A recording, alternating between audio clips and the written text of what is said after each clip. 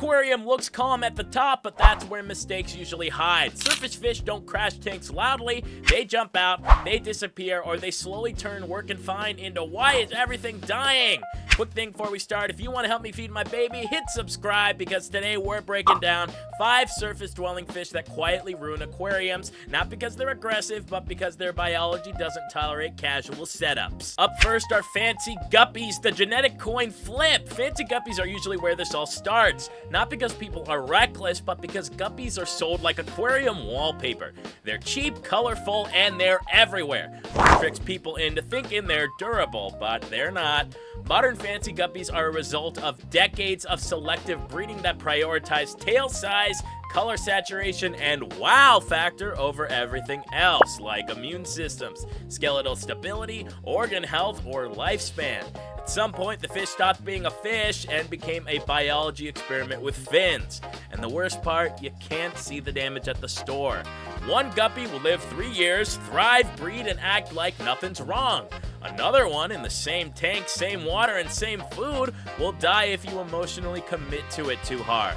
That's not bad luck, that's genetics doing a coin flip in real time. They also live right at the surface, which means they're first in line for stress. So temperature swings, oxygen fluctuations, or surface agitation, they experience all of it before anyone else in the tank even notices something off.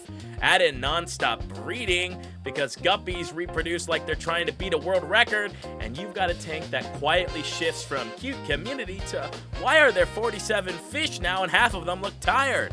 Male guppies also harass females constantly. Some guppy strains are prone to swim bladder issues, and others are disease magnets. And when they start dying, it never looks dramatic, they just fade, one at a time, quietly and confusingly, which leads people to do what we all do when something makes no sense. They blame themselves. So you change food, you change the water, you change decorations, and you apologize to the tank. Meanwhile, the guppies are like, no, this was always scheduled. When you get high-quality guppies from a responsible breeder, they can be fantastic surface fish, active, colorful, and hardy.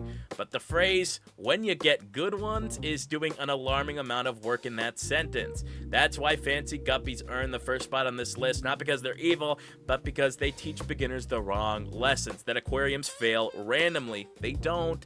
They just fail quietly, right at the surface. Next is the hatchetfish, built to leave. Hatchetfish are one of those fish that make you question whether aquariums were part of the plan, because everything about them is optimized for one thing: getting out of the water. Their bodies are shaped like compressed teardrops, with oversized chest muscles and long pectoral fins that act less like fins and more like launch equipment. In the wild, this lets them burst out of the surface to escape predators, but in your aquarium, it lets them escape existence. This is not a fish that sometimes jumps. This is a fish that assumes gravity is optional. Any sudden movement, like lights turning on, footsteps, feet in time, or even just your reflection existing, can trigger a launch. And they don't test the lid first, they test the air, which means your aquarium lid is no longer a decoration, it is a structural component. No glass top with feeding gaps, not a lid with mostly covered corners. You need a properly sealed cover with 0 exit routes, because if there's a way out, they will find it. If there's not a way out, they will invent one. Hatchetfish are also schooling fish, which sounds nice until you realize that means you're not managing one escape artist, you're managing a committee. And they're skittish too. Very skittish, which means one fish panics and the rest file a unanimous vote to leave. Once you've solved containment, they're actually pretty easy to keep. They're peaceful, they don't bother tank mates, and they'll eat flakes, pellets, frozen foods, so no drama there. The drama is psychological.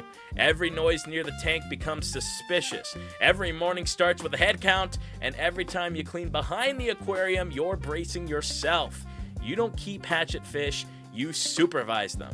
And when one inevitably goes missing, it never feels like a fish loss, it feels like the tank failed a safety inspection. That's why hatchetfish belong here, not because they're bad fish, but because they turn a calm aquarium into a low-level anxiety generator.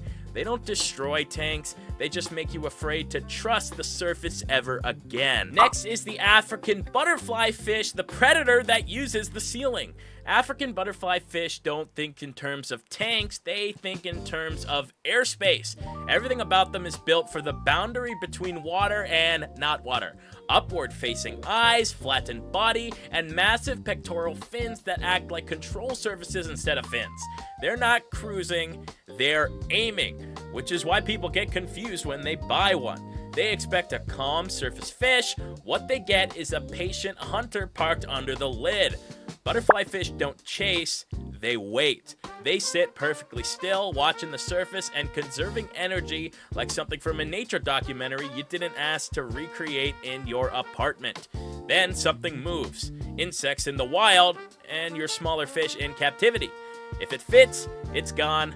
Not aggressively, not violently, just removed from the roster. This is where beginners start questioning reality.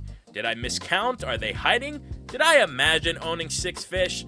No, you bought a surface ambush predator and stocked it with snacks. And then there's the jumping.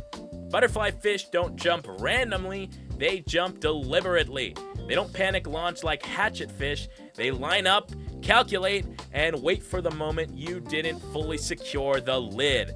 This is a fish that doesn't need a big opening, it needs confidence. Once it commits completely, which is why people usually discover the problem after the fact, not during it. So can they be kept successfully? Yes, with a perfectly sealed tank, appropriate tank mates, and the understanding that the top of your aquarium is no longer a peaceful zone, it's contested territory. African butterfly fish don't wreck tanks loudly, they just make the surface unsafe and let everything else sort itself out afterward. Next is the archerfish, the purchase that redesigns your entire tank. Archerfish are sold like a feature, not a commitment. You see the clip, they shoot water, it looks incredible. But what doesn't get mentioned is that the moment you buy one, your aquarium stops being a freshwater community tank and starts becoming a list of restrictions. The first problem, archerfish are brackish, not kind of adaptable, they actually need brackish. So that means salt, specific gravity, monitoring, and suddenly half the fish you were planning to keep are no longer invited. Second problem is size. They don't stay small. Depending on the species, you're looking at something that grows large enough to make your tank feel temporary, which it is. And the third problem is diet and temperament. They are predators and opportunistic ones. Anything small enough just becomes food, and anything not food becomes competition. They're not cartoonishly aggressive, just confident enough to rearrange your stocking plan without asking. And here's the quiet part people don't expect. Most archerfish never perform their famous behavior in home aquariums. To trigger it reliably, you need vertical space and live insects, correct salinity, and a setup that allows them to aim upward without stress. And most people don't have that and don't plan to build it. So what they end up with is a brackish predator that limits tank mates, requires long-term planning, and doesn't even do the trick it was purchased for. At some point, the novelty wears off and the realization sets in. Oh, this tank is now about the fish, not about the hobby. That doesn't make archerfish bad, it just makes them misleading. They don't destroy aquariums overnight, they slowly turn them into something you didn't agree to maintain. And that's how regret usually starts, quietly at the surface. And finally is the Arowana, the fish that outgrows the hobby. Arowana don't belong at the end of this list because they're rare. They belong here because they expose the lie underneath everything else. They start small, and that's the problem. A juvenile Arowana looks manageable, graceful, and calm. It glides along the surface like it was designed for aquariums, which makes people assume it will continue to fit there. It won't. Arowana are built for open water. They have long bodies and powerful tails with upward-facing mouths designed to strike prey above the surface. They don't slow down as they grow, they scale up, and they scale up fast. Within a few years, the fish outgrows tanks that once felt large. Then filtration becomes inadequate, then turning radius becomes an issue. Then the aggression appears, not because the fish is angry, but because it's confined. And then there's the jumping. Arowana don't jump out of panic, They jump just because they can. Even massive tanks require reinforced covers, because once an Arowana commits upward, the force is enough to clear rims, lids, and occasionally your confidence. At this point, the aquarium stops being a hobby and becomes infrastructure. You're no longer asking, what fish should I add? You're asking, what room can I give up? This is where most Arowana stories end, by the way. They end with stunted growth, rehoming attempts that fail, or a fish that lives in constant stress because the system can't meet its scale. And none of this happens suddenly. It happens gradually, which is why people don't notice until it's already going wrong. Arowana aren't beginner fish, they aren't intermediate fish, they're facility level animals sold at retail. And that's why they're here, not as a warning about aggression, but as a warning about scope. If the top of your aquarium looks empty, an Arowana is not the answer. It's just the fastest way to discover where the hobby ends. These fish aren't all bad, they're just bad at the surface. They jump, hunt, outgrow, or quietly destabilize tanks that look fine on paper, which is why the top of your aquarium keeps turning into the problem zone. There are surface fish that actually work, peaceful, stable, and predictable. If you want to see that, comment down below. But the next video you should watch is why your aquarium isn't safe and why it hasn't made the mistake obvious yet. Check it out. I'm Art Gills, and I'll see you in the next one.